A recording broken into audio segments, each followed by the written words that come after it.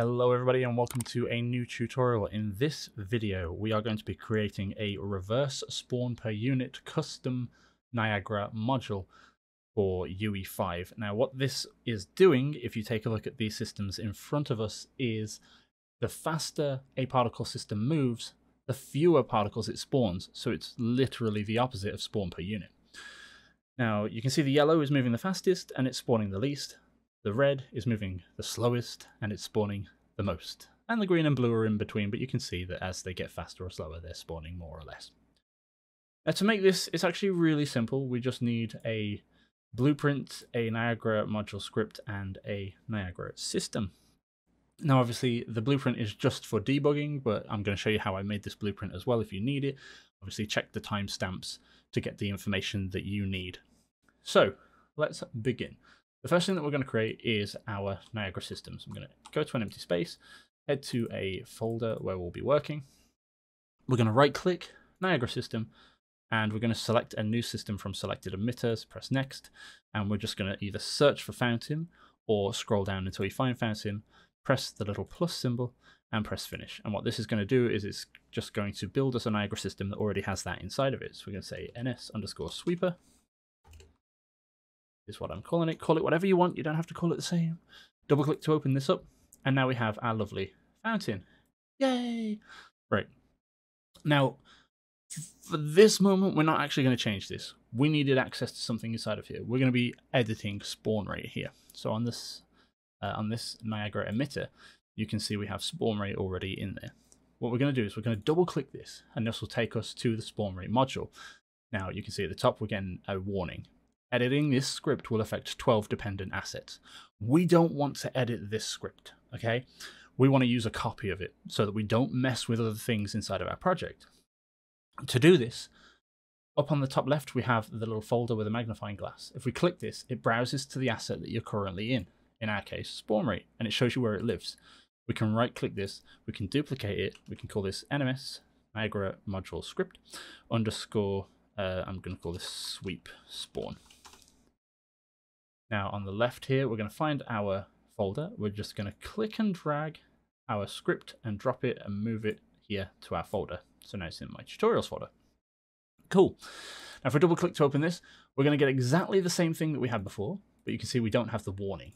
We'll close down the spawn rate because we don't want to mess with that, but we do want to keep our sweep spawn. Now, we know that we want to change the spawn rate based on how fast our system is moving. And to do this, we're going to need the velocity. So on map get, we're going to click the little plus here, and we're just going to search for velocity. And we're only going to get a few options. Now, you would think maybe particle velocity, but you don't want this. Particle's velocity is going to give you the velocity of each individual particle. We don't want each individual particle. We want to use the system itself, which in this case is owner. So we want to get owner velocity. We're going to click this and it's going to put this inside of our map get. Now to check how fast our system's moving, we can drag from the velocity and we're going to get the vector length. So we'll just search for length. And there we go. We're going to get the length. Now, what we will do in the near future is we're going to use a curve. And what a curve is going to allow us to do is it's going to allow us to move a value along a curved graph and select a number from there based on the value that we input. Now to get this value, we want to see how fast our particle system's moving, but we also want to give it a limit. We want to say if it's going faster than this, turn it off entirely, in which case it will be a 0. And if it's not moving at all, it will be at a 1, which is why we're using a curve.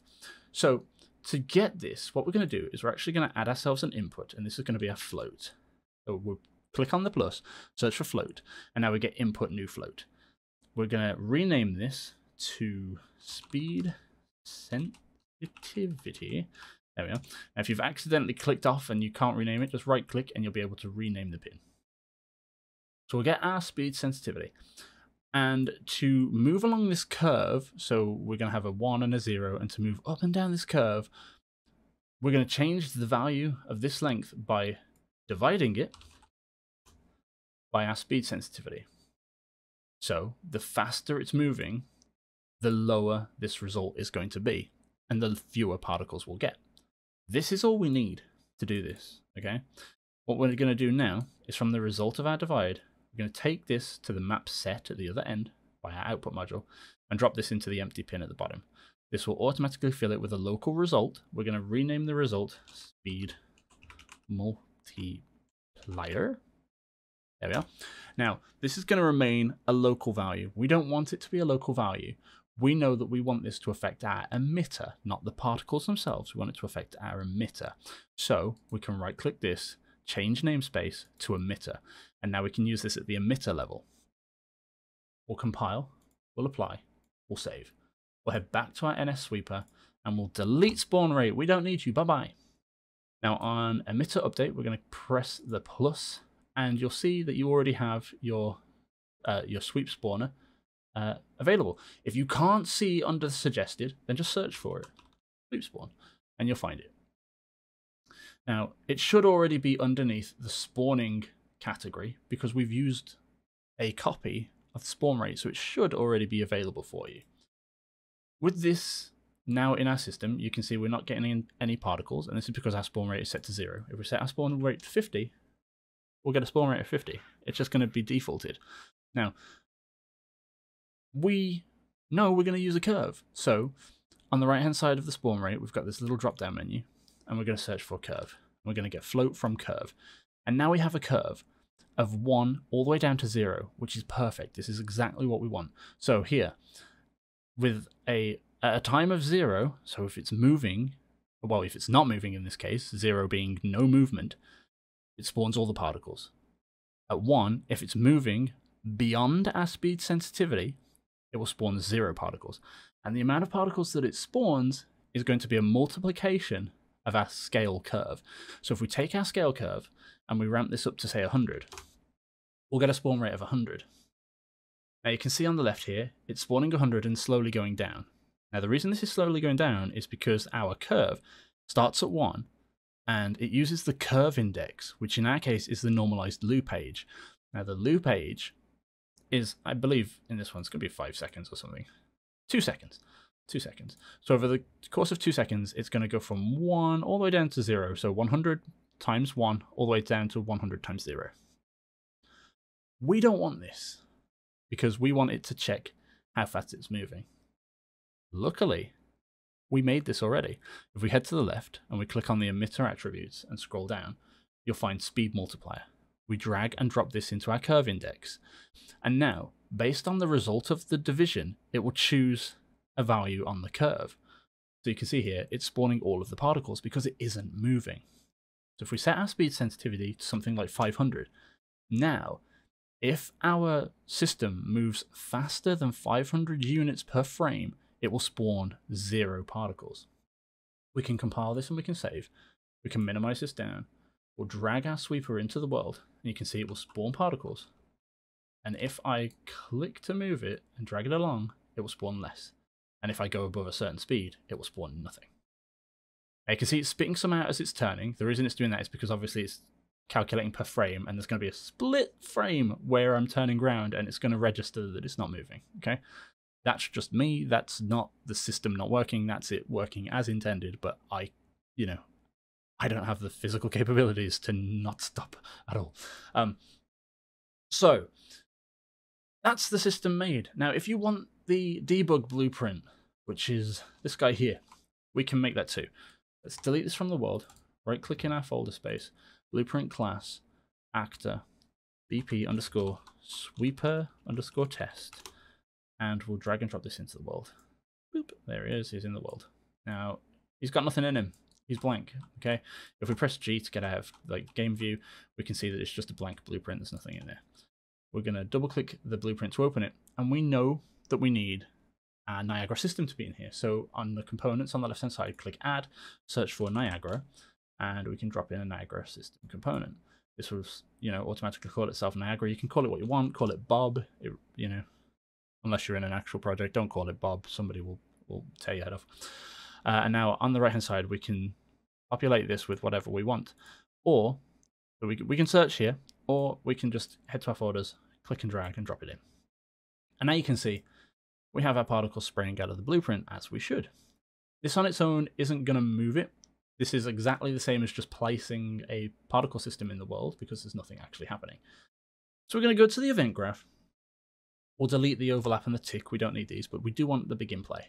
Now we're going to be moving our particle system from point A to point B, then back to point A, and then back to point B, and then back to point A. But we only need to save one of their locations, and the location we'll save is our start point, which will be start A, or place A. We're going to click the plus under variables to add a new variable, and we're going to call this our start location. And by default, this is a Boolean, which is essentially a yes or a no. It's just true or false. We don't want this. That's not appropriate for a start location. We're going to click the little drop-down menu and head to vector, which will give us 3 possible values, which will be our x, y, and our z. These are going to be our coordinates. Now what we'll do is we'll drag this into the actual blueprint, and we will set start location, and we'll plug our event begin play into the set. Now, without anything plugged in, it's just going to set our location here to 0, 0, 0, which is, just the origin of the world. We don't want this. We want it to start, where it starts. We want to save its start location. That's why we've called it start location. So what we'll do is we'll right click and we're just going to say get actor location. And the target will be self, so it's going to get a reference to itself. And we're going to plug the return value into start location. So it's going to get this actor's location in the world and remember where it is. But only on event begin play. It's only going to happen once. So it will remember its exact location at the start, which is exactly what we need. Now, what we're going to do is we're just going to drag from the set, and we're going to say we need a timeline. And this is how we're going to control our particle system. Now, we're going to double click this, and this is going to open up our timeline editor. And on the top here under length, we're just going to change this to say 2 seconds. We don't want this to be too long. And we're going to say plus track. Add a float track, because we just need a float. And this is going to give us a curve. We're going to right click, add key to curve, and we're going to set the time and the value to 0. We're going to do that again, but this time at 1 second, we want the value to be 1. And again, at 2 seconds, we want the value to be back down at 0. So if you visualize this, we're at start location, end location, back down to start location. Okay. Now on the event graph, we're going to need to do a bit more to get this to work. This isn't just going to do its thing. What we need is we need to get our reference to our particle system, in my case, Bob. We just click and drag Bob out. We're going to drag off of this, and we're going to say set world location. And we're going to plug the update pin into the set world location. Now what this is going to do is every frame it's just going to set the location to 0, 0, 0 because we haven't actually given it a location to go to. So what we will do is we'll drag out our start location, and we'll get this. We'll drag off of start location, and we will say add. And this should give us an add vector. Now what we can do is we can put in any value here, and it will add that to our start location. In my case, I want it to move 500 units. And then I'm going to take this, and I'm not just going to plug this into the location. And the reason we don't plug this straight into the location is because that's just going to, every frame, put it to our start location plus 500, so it's never going to move.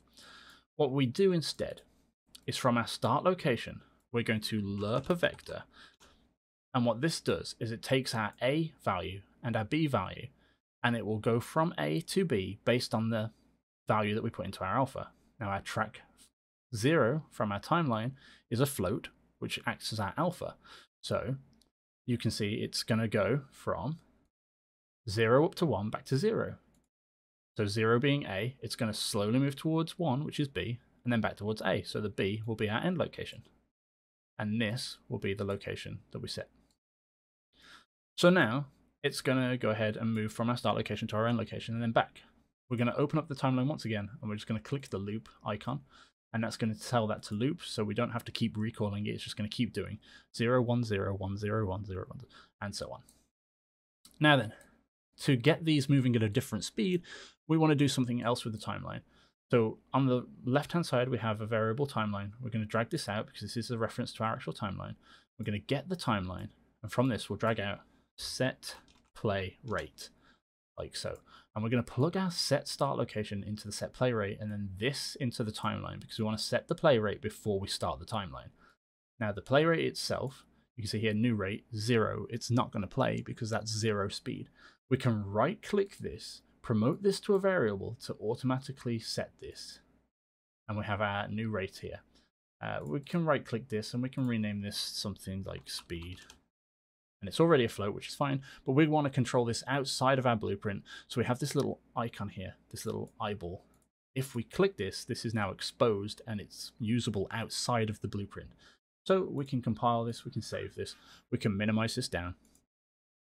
And now we can go ahead and just create another copy of this and another copy of this. So we now got 3 of them. If you want to create a copy, hold Alt and then click and drag your widget. Now I've got them to move in the x-axis, so I actually don't want them in that direction. We don't want to do that. We're going to move them this way, like so. And if we select one of them, because we have the eyedropper, well, we have the eyeball open and the parameter is exposed, you can see underneath our details, under default, we have speed. We can now set this. We're going to say 0.2 for that guy. For the second guy, we want it to be faster, so 0.4. For the final guy, we want it to be even faster, 0.6. And because we want to get it as close as possible to the original, we'll say 0.8. And now, when we press play, we should see that they have different spawn rates. Yay! Cool. Now, if you want to be able to change the colors as well, what we can do is we can open up this. We can go ahead and set ourselves a user exposed parameter, same sort of deal as the speed inside the blueprint. On the left, we have user exposed. We're going to press the little plus. We're going to search for linear color. We'll call this our, we'll just call it our color, I guess. Color. And now with the emitter, we'll go to an initialize particle, and you can see our color mode, direct set, it's just set to turn white, which it is. We can drag our user color in here, boop, and this will stay white. We can find our user parameters here on the left. We get this new window. This is moved in this version. Damn you, Epic. We can set our color directly here. So in my case, maybe I'll try red. Now, I'm not going to save this, but I'm just going to cancel this off. But what this allows us to do is this allows us to change this for every single particle system that we want to. So we're going to minimize this down. We can select a blueprint, say the guy on the left here. We can select Bob, which is our Niagara system. And you can see now we have access to color. And I can set this to a nice blown out red. And then I can select the next guy, select the particle system, change the color, and go for the next one, and so on and so forth. But there you are.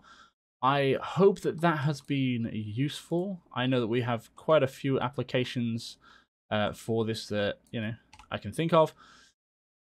It's a really neat way of, you know, getting a reverse spawn per unit. I know it's not exact, it's not precise, but it does the same kind of thing. There it is. Hopefully you'll find some uses for it and you've had some fun and learned something on the way. Just want to say thank you if you're here, because I have been gone for a while again, but I am trying to come back to making some more content. My Discord is still open. There is a link for that in the description. My Patreon is currently disabled. I have turned that off because I haven't been making any content, so the Patreon is currently not available, but as I start making more videos, that will come back. So if you want to download these, they'll be available once I create the Patreon again. I want to say thank you very much for watching. I'll see you all next time. Bye bye.